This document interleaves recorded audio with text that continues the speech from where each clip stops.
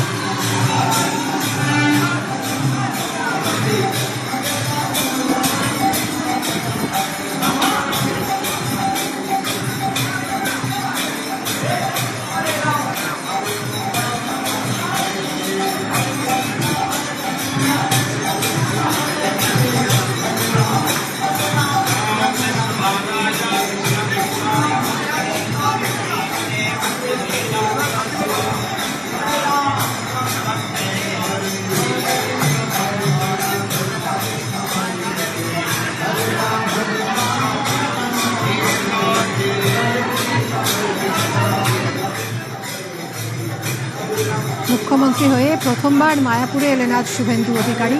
মায়াপুরে গোসেবা মুখ্যমন্ত্রী ইসকন মন্দিরে পুজো পাঠ বন্দনা, শঙ্খধ্বনি উলুধ্বনিতে বরণ করে নেওয়া হয় মুখ্যমন্ত্রীকে।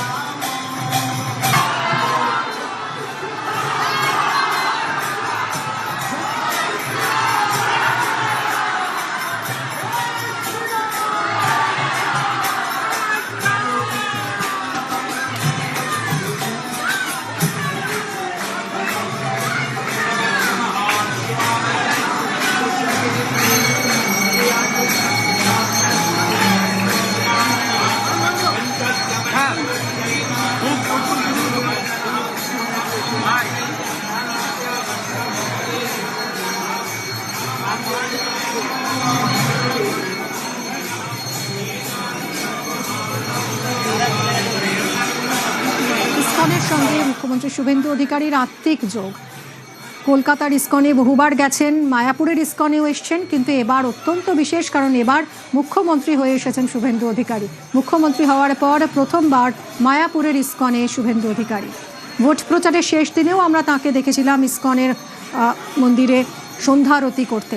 আর এবার ভোটে জয়লাভের পর, মুখ্যমন্ত্রী হওয়ার পর মায়াপুর ইসকন মন্দিরে মুখ্যমন্ত্রী শুভেন্দু অধিকারী পুজো পাঠে অংশ নিলেন। যজ্ঞ হলো, বিশেষ যজ্ঞেও অংশ নিলেন শুভেন্দু অধিকারী।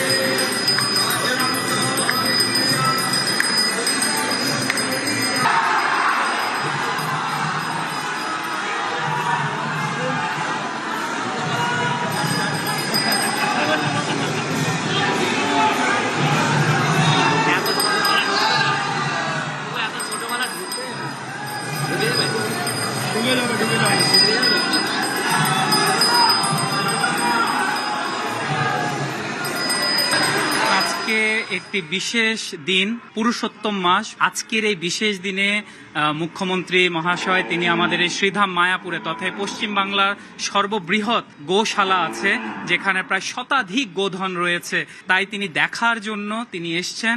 সমস্ত বৈদিক নিয়ম আদিগুলো পালন করার মাধ্যমে তিনি যজ্ঞে আহুতি প্রদান করেছেন। তিনি গোমাতার পদধৌত করিয়েছেন, ষোড়শোপচারে মায়ের পুজো করেছেন, মাকে ভোজন করিয়েছেন, বস্ত্রদান, মাল্যদান আদি সমস্ত কিছু করানোর পর বিশেষ একটা দক্ষিণা তিনি দিয়ে গেছেন এই গোশালার গোধন দান হিসেবে।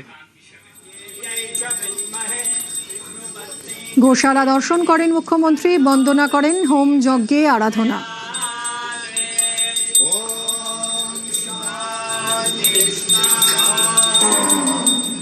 ओम सुरभि वैष्णवी माता नित्यं विष्णु पदे स्थिता আমি দায়িত্ব নেওয়ার পরে আমার ইসকনে আসার একটা ছিল, আমি দায়িত্ব নিয়েছি।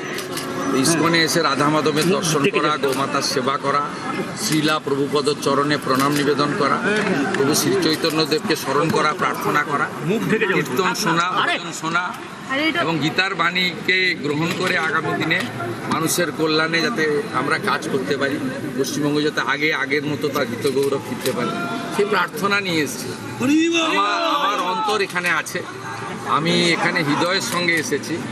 আমি একজন সনাতনী, আমি ইসকনের পরম ভক্ত। আমরা একসঙ্গে অনেক কাজ করব, অনেক কাজ করতে হবে।